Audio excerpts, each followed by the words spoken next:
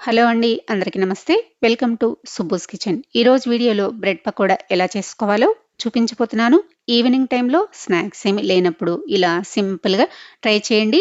వాతావరణం చల్లగా ఉన్నప్పుడు హాట్‌గా ఏమన్నా తినాలనిపించినప్పుడు ఇలా ట్రై చేయండి. చాలా బావుంటాయి. పిల్లలు స్కూల్ నుంచి వచ్చేసరికి ఈవినింగ్ టైంలో స్నాక్స్‌కైనా సరే ఇలా చేసి పెట్టండి. అందరూ చాలా ఇష్టంగా తింటారు. తప్పకుండా ట్రై చేసి మీకు ఎలా వచ్చాయో కమెంట్ చేయండి. వీడియో నచ్చితే లైక్ చేసి హైప్ చేయండి. ముందుగా ఒక కుక్కర్ తీసుకొని అందులోకి 3 మీడియం సైజ్ బంగాళదుంపల్ని తీసుకొని ఇలా కట్ చేసుకొని వేసుకొని తగినంత వాటర్ వేసి అందులోకి తగినంత ఉప్పు వేసి మూత పెట్టేసి 3-4 విజిల్స్ వచ్చేంత వరకు ఉడికించుకోండి. 4 విజిల్స్ తర్వాత ఇలా బంగాళదుంపలైతే ఉడికిపోయాయి కదా! ఇప్పుడు వీటిని తీసి ఒక గిన్నెలోకి వేసేసుకొని చల్లారిన తర్వాత పైన పొట్టు తీసేసి బాగా మెత్తగా మ్యాష్ చేసేసుకోండి. చేత్తోనైనా మెదిపేసుకోండి. లేదంటే ఇలా మ్యాషర్ తీసుకొని మెత్తగా మెదిపేసుకోవాలి. ఎక్కడ పలుకు అనేది లేకుండా ఇలా మెత్తగా మ్యాష్ చేసేసుకున్న తర్వాత ఇప్పుడు ఇందులోకి తగినంత ఉప్పు, కారం అయితే వేసుకున్నాము. ఉడికించుకునేటప్పుడు వేసుకున్నాం కాబట్టి ఉప్పు ఒక హాఫ్ టీ స్పూన్ వేసుకుంటున్నాను. ఇందులోకి హాఫ్ టీ స్పూన్ ధనియాల పొడి, 1 టీ స్పూన్ కారము, అలానే చాట్ మసాలా ఉంటే వేసుకోండి. లేదంటే గరం మసాలా వేసుకోండి. సన్నగా కట్ చేసిన కొత్తిమీర, సన్నగా కట్ చేసిన పచ్చిమిర్చి వేసుకోండి. పిల్లలు తినరు అనుకుంటే గనక పచ్చిమిర్చిని కొంచెం చిన్నగా అల్లం ముక్కలు మిక్సీ వేసుకోండి. ఇందులోకి ఒక లెమన్‌ని పిండేసేసుకొని ఇలా మొత్తం ఉప్పు, కారం బాగా పట్టేలాగా ఇలాగా కలిపేసేసుకోండి. కలిపేసుకున్న తర్వాత ఉప్పు, కారం సరిపోయింది లేదో ఒక్కసారి చెక్ చేసుకున్న తర్వాత సరిపోకపోతే అడ్జస్ట్ చేసుకోండి. నేనైతే కొంచెం సాల్ట్ వేసుకొని కలిపేసుకుంటున్నాను. చూసారు కదా! ఈ విధంగా మనకి బంగాళదుంప కూర స్టఫింగ్ కోసం అయితే రెడీ అయిపోయింది. ఇప్పుడు ఈ గిన్నెని ఒక పక్కకి పెట్టేసుకోండి. ఇప్పుడు వేరొక గిన్నె తీసుకొని అందులో జల్లెడ పెట్టేసుకొని 1 కప్పు శనగపిండి, హాఫ్ కప్పు బియ్యం పిండి వేసేసుకొని ఇలాగ జల్లెడలోకి జల్లించేసుకోండి. బియ్యం పిండి వేసుకోవడం వల్ల ఎక్స్ట్రా క్రిస్పీగా చాలా టేస్టీగా ఉంటాయి. ఇలాగ జల్లించుకున్న తర్వాత ఇప్పుడు ఈ పిండిలోకి తగ్గట్టుగా పావు టీ స్పూను వంట సోడా, అలానే తగినంత ఉప్పు, 1 టీ స్పూన్ వాము ఇలా చేతిలోకి వేసేసుకొని నలిపేసి వేసుకోండి. ఫ్లేవర్ చాలా బావుంటుంది. ఇందులోకి సన్నగా కట్ చేసిన కొత్తిమీర, ఒక పావు టీ స్పూన్ కారము వేసేసుకొని ఒకసారి పిండికి ఇవన్నీ బాగా పట్టించిన తర్వాతే వాటర్ వేసుకోవాలి.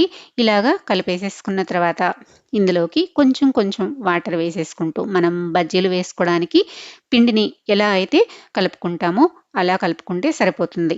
మరి లూజ్‌గా ఉండకూడదు. అలా అని గట్టిగా ఉండకూడదు. ఇలా నేను చూపించిన విధంగా పిండిని కలిపేసుకొని పక్కన పెట్టేసుకోండి. ఇప్పుడు బ్రెడ్ స్లైసెస్‌ని తీసుకొని ఇలా ఒక ప్లేట్‌లోకి పెట్టేసేసుకొని మనం స్టఫింగ్ కోసం చేసి పెట్టుకున్నాం కదా! బంగాళదుంప మిశ్రమాన్ని ఇలా బ్రెడ్ పైన వేసేసుకొని ఇలా స్ప్రెడ్ చేసేసుకోండి.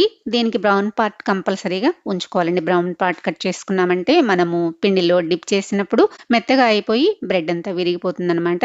చూసారు కదా! ఇలా బంగాళదుంప కర్రీని ఇలా స్ప్రెడ్ చేసుకున్న తర్వాత దీనిపైన మరో బ్రెడ్‌ని పెట్టేసి మరీ గట్టిగా కాకుండా ఇలా లైట్‌గా ప్రెస్ చేసి పెట్టేసుకోండి. ఇప్పుడు మీకు నచ్చిన సైజులో పీసెస్‌ని కట్ చేసేసుకోండి. స్క్వేర్ షేప్‌లో అయినా కట్ చేసుకోవచ్చు. లేదంటే ఇలా నేను కట్ చేసుకున్న విధంగా ట్రయాంగిల్ షేప్‌లోనైనా కట్ చేసేసుకోవచ్చు. కట్ చేసుకునేటప్పుడు కొంచెం మెల్లగా కట్ చేసుకోండి. లేదంటే బ్రెడ్ విరిగిపోయే ఛాన్స్ ఉంటుంది కాబట్టి చూసారు కదా! ఇలా ట్రయాంగిల్ షేప్‌లో కట్ చేసేసుకోండి. కావాలంటే మీరు ఇలానే వేసేసుకోవచ్చు. లేదంటే ఇలా చిన్న పీసెస్‌గా కట్ చేసుకొనైనా వేసుకోవచ్చు. నేనైతే ఒక్కొక్క బ్రెడ్‌ని ఇలా 4 పీసెస్‌గా కట్ చేసుకున్నానండి.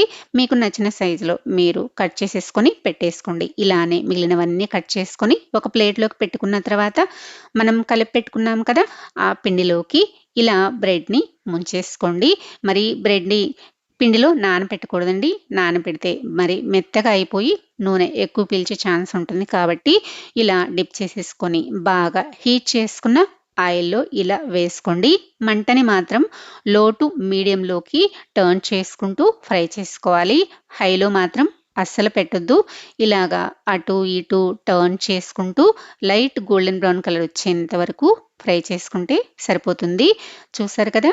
ఈ విధంగా కలర్ వచ్చేంత వరకు ఫ్రై చేసుకుంటే సరిపోతుంది. ఇప్పుడు వీటిని ఒక జల్లెడ గరిటెలోకి తీసి పక్కన పెట్టేసేసుకోండి. ఇలానే మిగిలినవన్నీ చేసేసుకున్నానండి. నాకైతే చాలా బాగా వచ్చాయి. చాలా టేస్టీగా కూడా ఉంటాయన్నమాట. ఇలా ఒక ప్లేట్లోకి వేసేసుకొని సర్వ్ చేసుకోండి.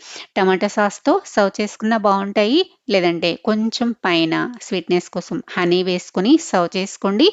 లేదంటే ఉట్టిగా తిన్నా కూడా చాలా బాగుంటాయండి. ఈవినింగ్ టైంలో స్నాక్స్ ఏమి లేనప్పుడు బ్రెడ్ తోటి ఇలా ట్రై చేయండి. చాలా బాగుంటాయి. తప్పకుండా ట్రై చేసి మీకు ఎలా వచ్చాయో కమెంట్ చేయండి. వీడియో నచ్చితే లైక్ చేసి సబ్స్క్రైబ్ చేసుకోండి. షేర్ చేయండి. మరో మంచి వీడియోతోటి మళ్ళీ కలుద్దాం. Thanks for watching.